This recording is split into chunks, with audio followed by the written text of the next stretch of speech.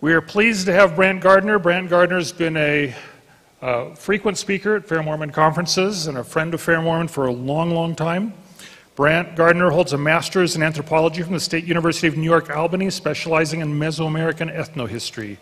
He's the author of some excellent books, and I'm not going to read any more because I can never pronounce what the things are that he writes about. But with that, I'll turn the time over to Brant Gardner.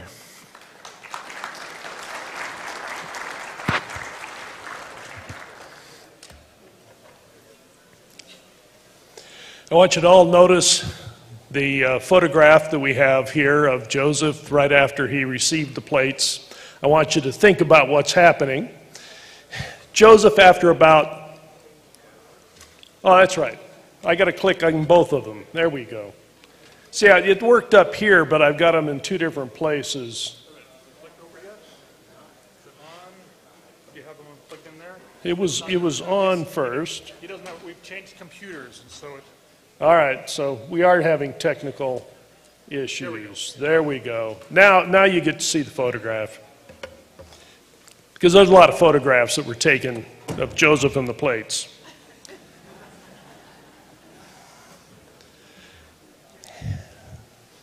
This guy'd spent 4 years waiting to do this, right? He had all kinds of people who were trying to get the plates away from him. So imagine what happens when he finally gets to the point where he's got the plates and he gets to a table someplace and he puts them on the table. Maybe it's alone. Maybe it's later at night. Everybody else has gone to bed. And he sits down and he probably does exactly what you're seeing here. He probably moves one of the plates over. He probably runs his fingers across the engravings and feels what it's like. And he looks at it and says, I got no clue. What now?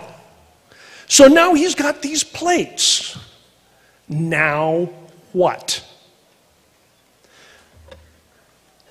Get my two things working here. The real problem that we have with what happens in Joseph is that the solution to this problem really isn't obvious. He's got a problem, but he doesn't quite know what to do with it.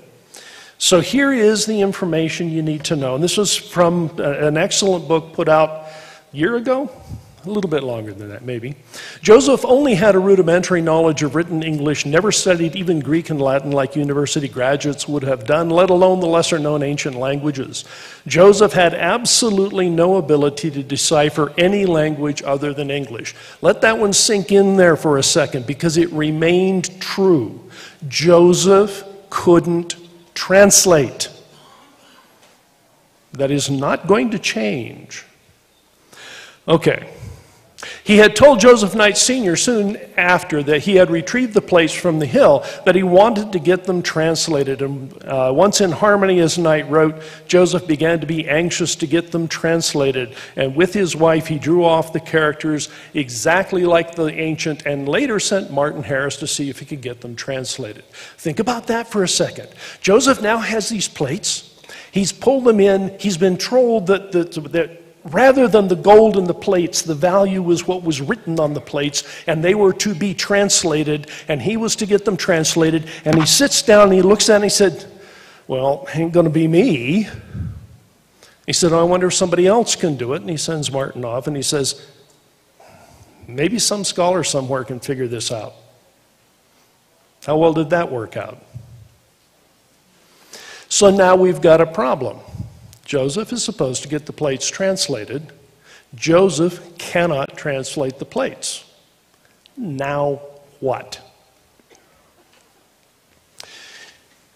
Here is the next big question that we have, which is, in this problem that Joseph has of looking at the plates and saying, I got to get them translated, nobody knows how to translate them, I still got to get them translated. Something has to happen. He's going through and racking his mind. The question then becomes, why in the world would he have ever thought of sticking a rock in a hat as a good idea of how to do it? Okay, all of you out there who have wondered, where you put your keys the last time, How many of you have said, I got a great idea on how to find them, I think I'll take a rock and stick it in the hat, and I'll look at the rock and it'll tell me where my keys are. Anybody done that? Okay?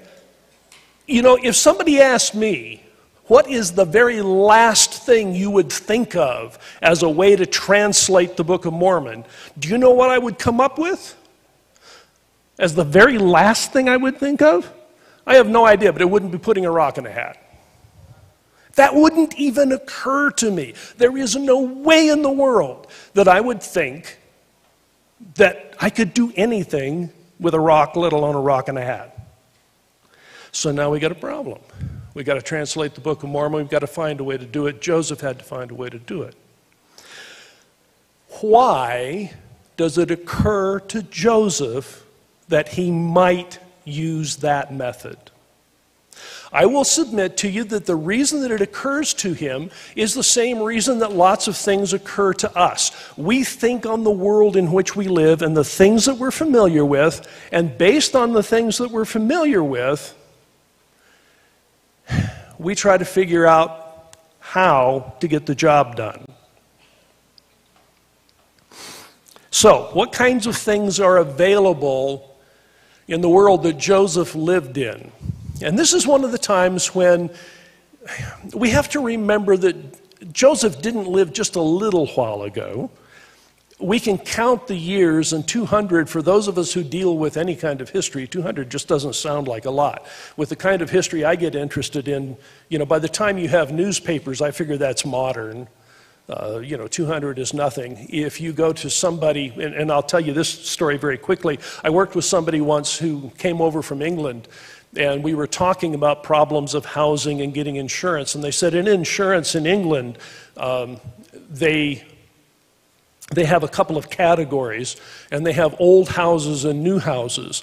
And they said the insurance rate you pay on an old house is different than what you pay on a new house. And I said, yeah, kind of makes sense. And she says, and the definition of a new house is anything that's been built after 300 AD. That's the new house. So, this concept of, how long ago did Joseph live? Think about what happened in the last 100 years and how rapidly the world has changed. Joseph did not live just a little while ago. He lived in a completely different world. What makes his world even more different for us is that his world was living at the tail end of yet another world that was rapidly changing and shifting. And a lot of things that had been current prior to that time were starting to fade, and he was in a place and at a time period that were in the tail end of a lot of different kinds of things that were on the verge of dying out. Now, one of the things that was very current at the time that his father was involved in and that Joseph as a youth would have been involved in was water dividing. And that's something that's carried on. How many people have you at least heard of water witches? People using a divining stick. Anybody who knows someone who has? Yeah, a few more. Okay. There you go. We live in a modern world, and if you ask any scientist, is there any scientific reason for behind this? They'll go, no, not that I'm aware of. And even though we live in a scientific world, we've still got people here who know someone who has done something, and maybe it worked and maybe it didn't. That isn't even the reason, why I bring the thing up. The reason for talking about it is this is something that people believed in. So much so that by the 1940s, almost every well in the Ozarks that had been found through a water witch. That's up through the 1940s, okay?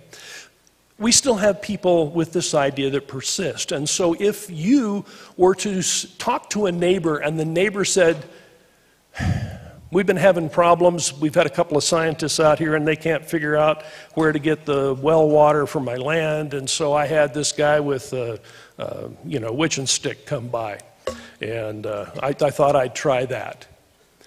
If they said that to you, you'd go, weird, but okay, right? Because we've heard of it. It hasn't totally gone away. There are things from that same time period that participated in the same world that generated this idea that have persisted, that persisted up to that time, but have since died out. There we go. And that's the whole idea of a seer stone. Now, we'll talk a little bit more about seer stones and what you do with them in a few minutes, but the very first thing that I want to do is make sure that you understand that they had a function. There was a place in the world for them. This place in the world had begun at least as far back as England. If you have ever read the story of someone talking about the Scottish second sight, that was something that described people who were using stones as ways to see things that could not normally be seen. And one of the things that happened in this world of tapping what they would have thought was, and we call it the supernatural, it's a mistake to call it the occult, because that kind of sounds like it's awful and weird and maybe dangerous and not religious. These were extremely religious people, and they thought they were tapping into some part of divine power to do this. These were just special powers that were given to different people.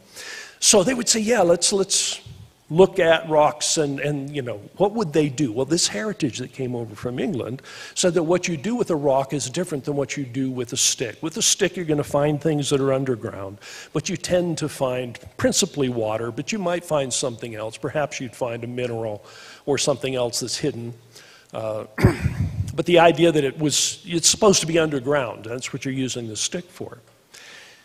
The stones were used to find things that were lost, and they may not be underground. And so the realm of operation where you get seer stones was people who thought that somebody could find something that was lost. All right, this is where I have to get my glasses on so I can read these. Here are some statements that will let you know that the seer stones that were being used in Joseph Smith's time were precisely those that did the kind of thing that they'd been doing forever. So, Richard Bushman notes that Chauncey Hart and an unnamed man in Susquehanna County both had used seer stones which they used to find lost objects. Carolyn Rockwell Smith confirms. Sally Chase, a Methodist, had one, a peepstone, and people would go for her to find lost or hidden or stolen things. And that was the realm of a seer stone. When you went to a seer, what you were looking for was a lost or hidden item. And that's principally the way these things were being used. So just like somebody would use a divining stick to find something underground, these people were using a seer stone. That's the realm of operation. Now, what about Joseph and seer stones? A couple of stories about Joseph and seer stone. And what I want you to notice is that the story starts off exactly the same way as what we expect. And we'll talk a little bit about how history got morphed over time. But in this case, what we're looking at is Joseph finding lost things. And I've abbreviated this story, but it's still on 2 slides.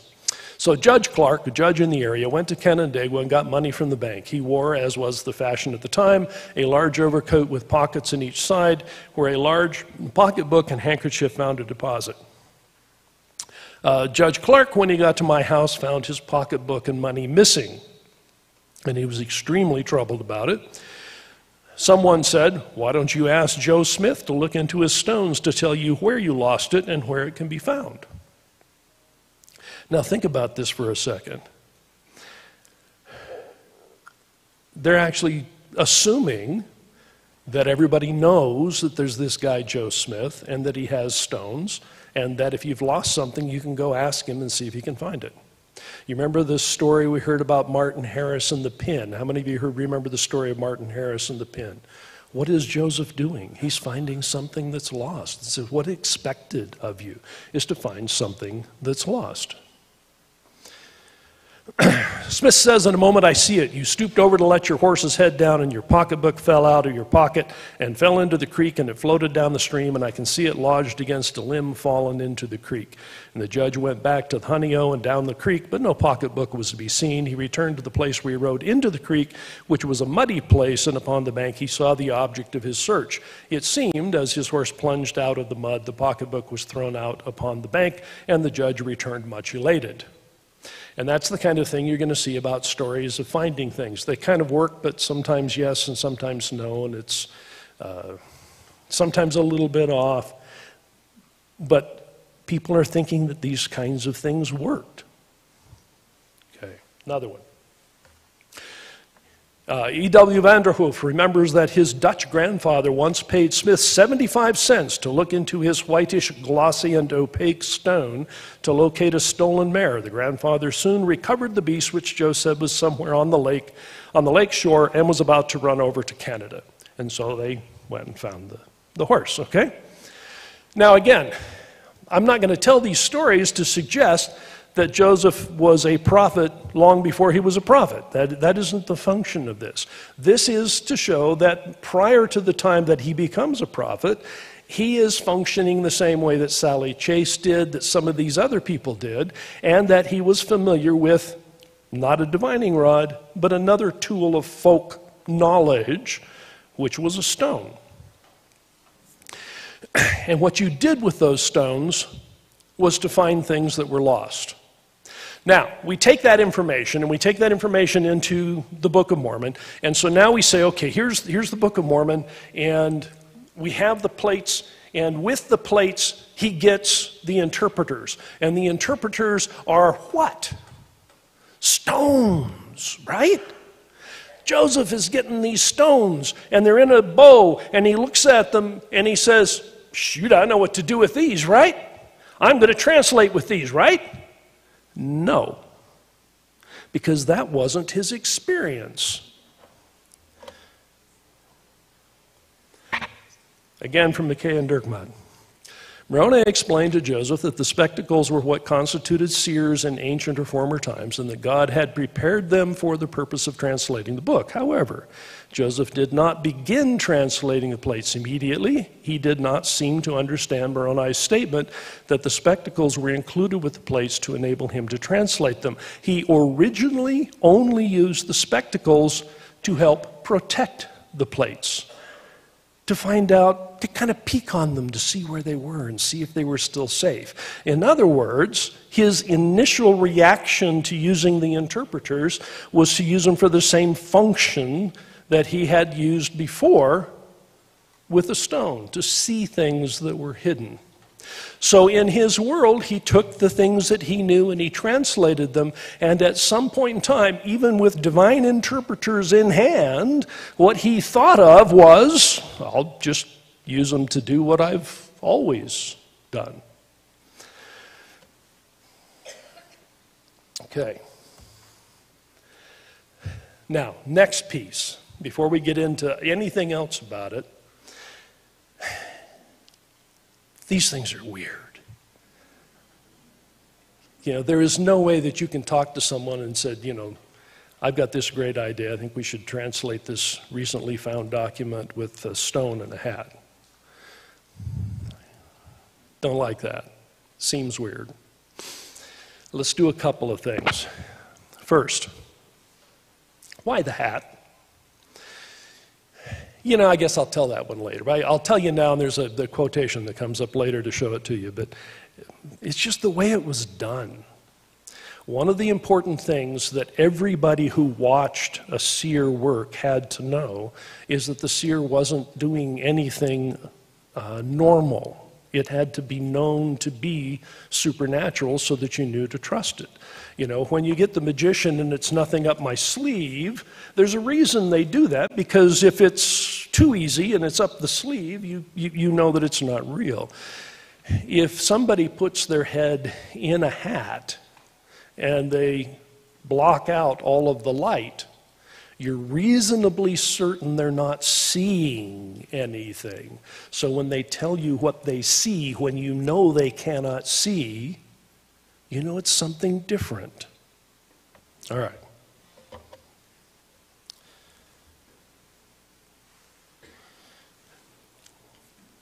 We heard about presentism yesterday. You hear it about again today in a slightly different way. Here's the part that I think is interesting, not just the definition that in presentism we take our assumptions and push them back on antiquity, and Ben Spackman talked about how we do that with Scripture this morning. So we've heard a lot about that idea that what we think today gets passed back onto history. It's a problem. but here's the one I want to spend time with. So here's what Lynn Hunt said. It's the one that I can read. Presentism, at its worst, encourages a kind of moral complacency and self-congratulation. Interpreting the past in terms of present concerns usually leads us to find ourselves morally superior. Our forebears constantly fail to measure up to our present-day standards. We more easily accept the existence and tolerate the moral ambiguities of eunuchs and harems than of witches. Because they found a place in a non-Western society, eunuchs and harems seem strange to us, but they do not reflect badly on our past. Witches, in contrast, seem to challenge the very basis of modern historical understanding and have therefore provoked immense controversy as well as many fine historical studies. Now, let's unpack that one for a second. Here is the really important thing. No matter what we do when we take our stuff and push it back on history, the things that bother us the most are when we find weird things about people who should be like us but aren't. If they should not be like us, if I talk about the Trobriand Islanders 1,000 years ago and I tell you some weird thing that the Trobriand Islanders believe, you're going to go, well, okay. Doesn't matter how weird or strange it is. It does not bother you because you know that it has nothing to do with you whatsoever and it's not part of our history, and I can just say, yeah, that's curious, they were strange. But if I say Joseph Smith used a seer stone, he wasn't very long ago, and by golly, he lived in the same country we have, and I live not that far away from Palmyra. I was in New York and I visited those places. I mean, I know where they are. That's why it's weird. It's strange because it belongs to us and doesn't belong to us at the same time. If it had been anybody else and any other time, it would not have seemed so strange. How am I so sure? Here's one. Joseph of Egypt used a divining cup. And I think it's just wonderfully ironic that I get to use a Joseph as the example. Joseph of Egypt had a divining cup. So we're talking about Genesis 44:5, and this is the story where he puts the cup in Benjamin's pack, and then they go find it. Well, that wasn't because it was a flowery royal cup and, you know, it was fancy and it was valuable. That wasn't the reason. What it was a really, really important and sacred cup because this was Joseph's divining cup. Well, what is a divining cup? E.A. Speiser comments, divination by means of liquids is well attested, especially in Mesopotamia. Oil or water was poured into a bowl or cup, and omens were then based on the appearance of the liquids inside the container. Thence, the importance of the receptacle was likely to exceed its intrinsic value. Now, you can read that and you go, yeah, okay. Because this is Joseph of Egypt. This is a very long time ago, and it's over in Egypt, and it's the old world, and besides, it's the Old Testament, which is a little strange anyway. But all of that says I don't have to worry about that. But we have Joseph of Egypt divining using oil, water, and a cup. I submit to you that if Joseph Smith had used a divining cup with oil and water, we would find that equally as strange as seer stones. It's a different method of doing the same thing, and therefore, because it's Joseph and because it's close to us and because of the time period, we would find it just as strange. Okay? The problem isn't what happened, it's our distance from it and our closeness to it. We're far enough away that it's different, it doesn't belong to us anymore. Because we have divining rods, we do not feel about divining rods exactly the same way as we feel about seer stones, because they've gone out of use and we don't know anybody who does them now. Divining rods, not so much, because we do know something about them.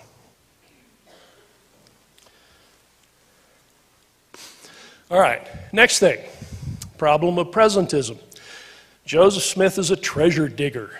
Now, I had talked about him as somebody who found things, And one of the things that everybody wanted to find was lost treasure, and so there were a lot of weird people who were digging it up. And when you look at Joseph Smith and you look at the historical things, his history is distorted through treasure seeking, because that is salacious. That is just really interesting stuff. And so if you read the histories, you're not going to read Joseph Smith was somebody who found wallets and found lost horses or anything. He's going to be a money digger. Okay? That's what everybody cares about, because that's just really weird. Well, how weird was it at the time? Von Brody quotes out of the Wayne Sentinel from February 16th of 1825, we could name, if we pleased, at least 500 respectable men, 1825, at least 500 respectable men who do in the simplicity and sincerity of their hearts believe that immense treasures lie concealed upon our green mountains, many of whom have been for a number of years industriously and perseveringly engaged in digging it up. It wasn't all that unusual at that time. Now, why would they do that? You remember the stories about Joseph Smith and poverty? How they didn't have very much money, how things were always hard, and they were always trying to scrape out a living, and things were just plain difficult. You've heard those stories, right? So when you have people who are in a society where things are tough, you're going to try and find whatever you can do to see if you can get out of it. And if somebody says, you know, I think there's a treasure buried over there, you might say, well, it wouldn't hurt me to dig it up. I got to work anyway. I might as well try dig it up and see if I get lucky, right?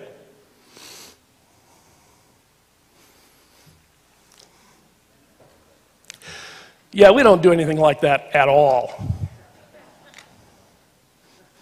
You heard of Ambrose Bierce's definition of the lottery? The tax on people who can't do math. Why do people buy lottery tickets? For the same reason. Is it any stranger that people who are in desperate circumstances want to dig for a buried treasure that everybody has heard is there and buy a lottery ticket? How many of you heard of these people who are on a treasure hunt now? We've had a couple of deaths related to the treasure hunt recently. Why are you going on this treasure hunt? How many people do you think are going to find this treasure? I don't know, but a lot of them have, and apparently now a couple of people have died looking for it. And so we hear that on the news. But why would they go do that? Well, you know, if somehow digging around in my backyard I happen to find a box with a lot of old gold coins in it, I would be thrilled. Now, I happen to know that nobody ever buried one there, so I'm not going to go dig them up. But if the rumor had been that there had been one there, I might have dug a hole or two to test just to make sure. So it wasn't all that strange what Joseph Smith was doing. The difference is, again, he's too far away, too close. It's a different world, but we think it should be our world, and so we judge him by what we do. And it's strange to us, and therefore it's hard to understand what he's doing. So we get to the next problem. Joseph is looking at plates, saying, I can't translate. You remember I said that it never changes. Joseph can't translate. You will never find a single statement from Joseph Smith who said, I translated the plates, unless he adds by the gift and power of God, because he couldn't do it himself. It's got to be through the gift and power of God. There was no way this was going to happen normally and naturally. We still don't have a grammar and dictionary of Reformed Egyptian. Still not there. Okay? So, when he finally makes this connection and says, interpreters, help me translate. I can't do it any other way. Maybe. Somehow he thinks of it, and then he makes the connection. He says, let me try it. And so again, same book, Joseph used the spectacles in ways that seemed natural to him and were based upon his past experiences since 1822, when he was initially introduced to the duties of the seer. Now, how did he use them? Here is a more contemporaneous account. Jonathan Hadley, editor of the Palmyra Freeman, wrote, "By placing the spectacles in a hat and looking into it, Smith, he said so at least, could interpret the characters." Okay? Now think about what that says. First of all, think about the guy who wrote the sentence. He made sure that he said, I don't think Joseph could do it, because, he had to say that, right? But it never seems to be a surprise to him that Joseph put the rock in a hat. That's not weird. He doesn't say, you cannot believe what this Joseph just said he did. He just stuck a rock in a hat. No, because everybody knew that's how you did it. So what did Joseph do? He took the interpreters and adapted what he knew how to do to these interpreters. Maybe at some point in time he'd taken them and looked at them as spectacles and said, can't see a dang thing. Okay? Maybe he took them and rubbed them over the top of the plates and said, nope, that isn't working either. And he says, the only thing I know how to do is I know how to see when I shouldn't be able to see, and I see with a stone, a seer stone in the hat. Let me put the interpreters into a hat. And so he did it the way he would have been used to doing things. All right. Things that we're comfortable with. Maybe today, since we don't have seer stones, we'd come up with a different method, right? So what method might I come up with? If I were thinking of the very last thing that I could think of, maybe I might think of rubbings. And, I'm familiar with what a rubbing is. It'll reproduce something. And so I'll put a piece of paper on this and I'll do a rubbing. And then miraculously, instead of the characters that I'm rubbing, it'll turn into English. I have no idea if that would work. But that would occur to me faster than putting a stone in the hat, because that's closer to my world. Now, let's go back to another question. The question I ask is, why do we feel so uncomfortable? And so I've talked about that. It's the idea of presentism. And we push our ideas of what it was like onto Joseph. One of the questions I saw on the internet, even recently, someone says, well, do you think it's true that Joseph used the very same stone for treasure hunting as he did for translating? Did he really use the very same stone? Think about that question for a minute. This is a serious question, and the serious question makes the assumption that this is so strange to have used the same stone that it should never have happened. And the first question is, why? Why would that have been a difference? Well, because we're thinking of the difference between real miracles and occult things, and the stone's occult and this is a miracle. Division which did not exist for Joseph. If I said to you that I used the exact same computer to write chapters about a commentary on the Book of Mormon as I did to watch cat videos on YouTube, would you think that's strange about my computer? It's a computer. We all know that computers do these things, right? So it's not going to be strange to what use I put it. The result is what's really important, and the use to which I put that particular item. All right, that brings us, finally at long last, to the title. And I'm going to see if I can get through this quickly, because I told Scott I'd be through early, and we'll see if I can do that. All right. One of the ways that the Book of Mormon is similar to a seer stone is that we have some parallels in the way it's perceived.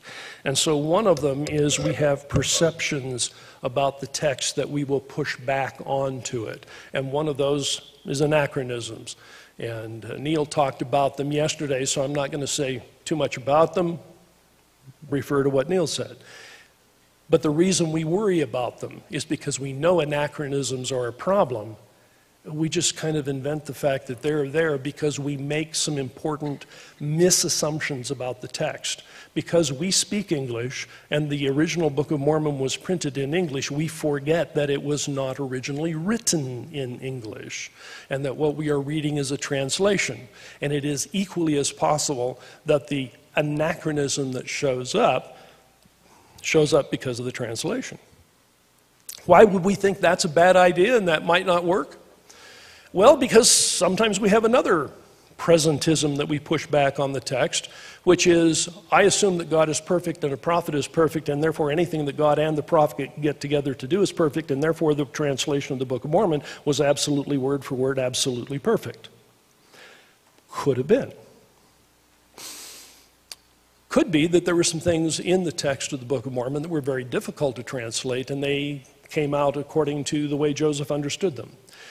Those are questions of our understanding about the text. They're not questions necessarily about the text. So the idea of what the anachronism is, those are things we can study, things we can understand. They're not things that are really inherent problems in the text. Next one, and I certainly get this one all the time. There's no archaeological evidence for the Book of Mormon. I hear this frequently. This has now become a statement that somebody somewhere wrote it on something on the internet, and whether the people know it or not, they're just copying it and pasting it, either mentally or physically, and we just get this all the time. What's wrong with the Book of Mormon? There is no archaeological evidence of the Book of Mormon. Baloney! There's all kinds of archaeological evidence of the Book of Mormon.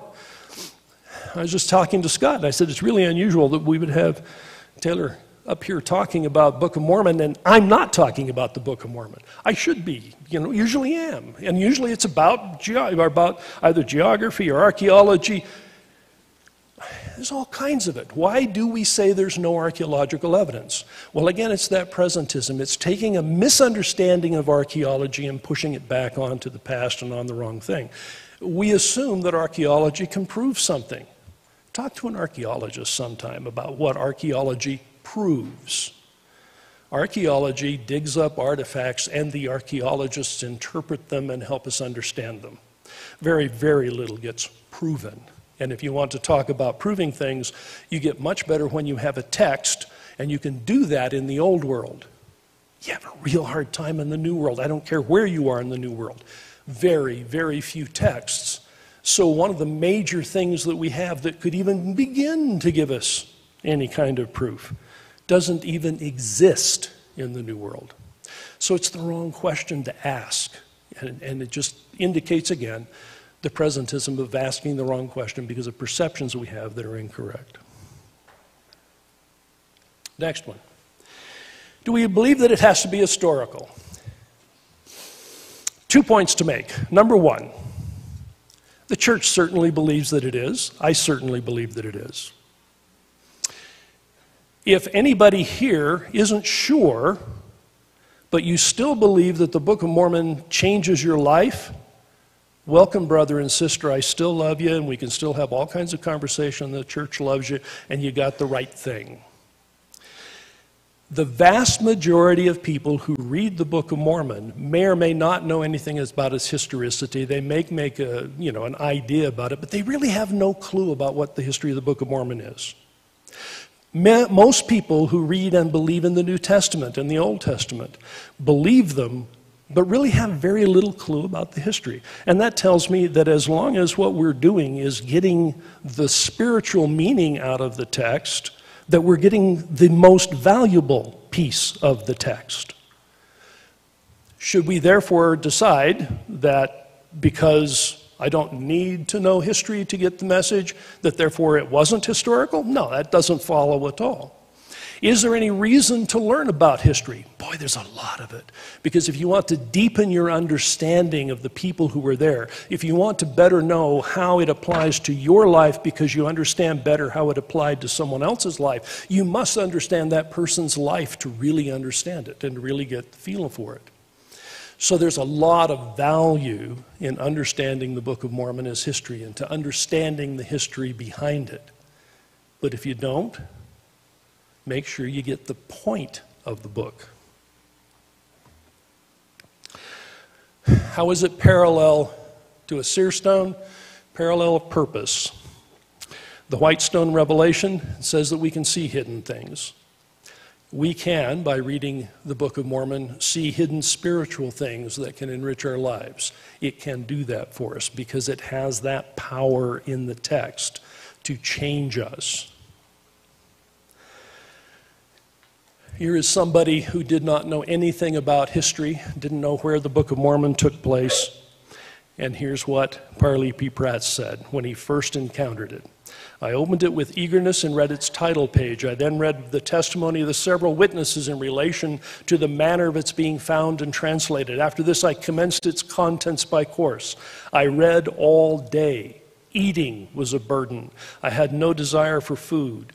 Sleep was a burden when the night came, for I preferred reading to sleep. As I read, the Spirit of the Lord was upon me, and I knew and comprehended that the book was true, as plainly and manifestly as a man comprehends and knows that he exists. My joy was now full, as it were, and I rejoiced sufficiently to more than pay me for all the sorrows, sacrifices, and toils of my life. If you never know history, if you never understand seer stones, if all you understand is what Parley P. Pratt understood about the Book of Mormon, his joy was full. Your joy will be full with that same knowledge. Now, you can know more, but if you know nothing less than that, you've got the point of the Book of Mormon. Thank you.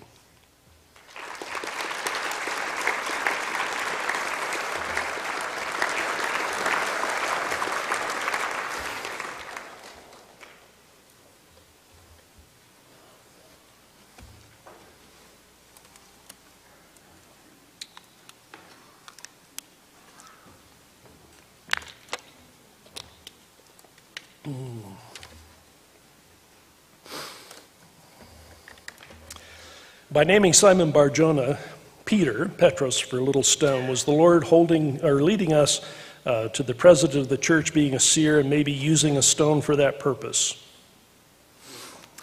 That requires a New Testament scholar. From what I know of the New Testament, I suspect not. I suspect that is happening at a very different time period, and the culture was not exactly the same one. So I don't think the connotation would have been there for them as it is for us.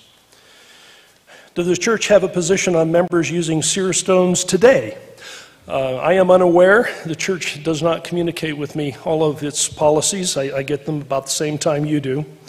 I know that the policy it has is the same one it had for Hiram Page, which is there is a prophet for the church to receive revelation.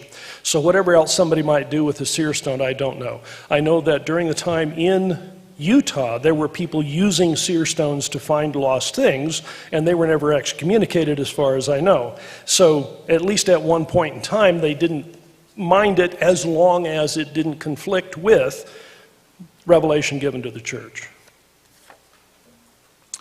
How would I ask the Lord for help translating the plates in my modern context instead of using a seer stone?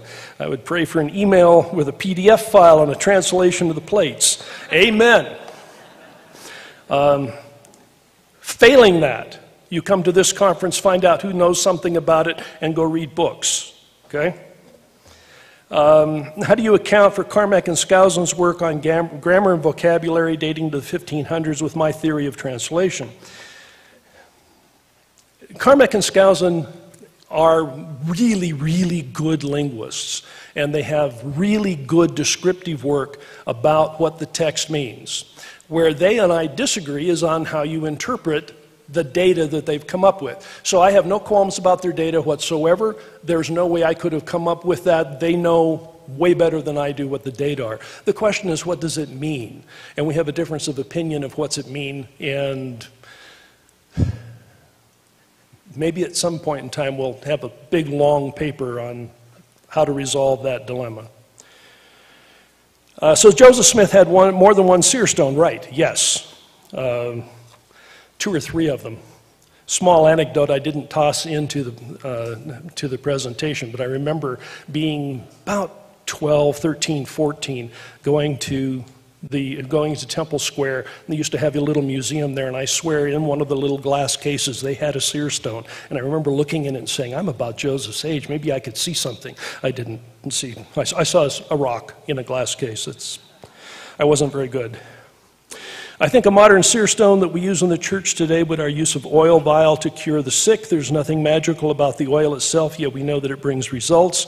Any thoughts on why this use doesn't seem as strange as it does to us in the church? Yeah, I can tell you why it doesn't seem as strange. It's in the New Testament. Since it's in the New Testament that the elders are to bring the oil, that history goes with it, and because it's imbued with the sacred idea of what coming from the New Testament, it just feels better. Now, is there anything magical about the oil? No. Is there anything magical about the priesthood? Not magical, but powerful, yes. Okay. Last little bit, why the oil? It is olive oil, you will remember, and one of the ancient symbols for and associations with the tree of life was the olive tree, and the oil from the olive tree was historically symbolically related to the tree of life. So the reason why it's olive oil is there is this old connection to the healing in the tree of life. So that's the sort of long religious history of why it's olive oil. Why did seer stones fall out of use if they were so helpful? And where can I get one? I looked up seer stones on the internet because I was looking for pictures, and I saw several people selling them. So go on the internet. As you know, the internet has everything. I didn't check Amazon, which has pretty much everything else, but maybe they have a seer stones too. But somebody is selling seer stones out there. You can buy them. So if you want one, go ahead. How did they fall out of use? All kinds of things fall out of use over time. Up through, I think it was again the 1940s, there was a shift in the understanding between the science and the farmers who had been using almanacs and all of these other signs to figure out how to plant and when. And when the scientific farming started getting more effective, some of these other things faded away. But they were still being used up into the 1940s. Now they're going to use other methods. So in some cases, the progress of time has changed our perceptions. And I think in this particular case, that's more what's happening than anything else. The number of people that do it fell away. As you can tell when you read any of the historical accounts, people were ridiculing seers very close to the time of Joseph. So it was a time when people were predisposed to not believe, and the pockets of belief were smaller. And so as urbanization took over, it just killed that old tradition. Thank you.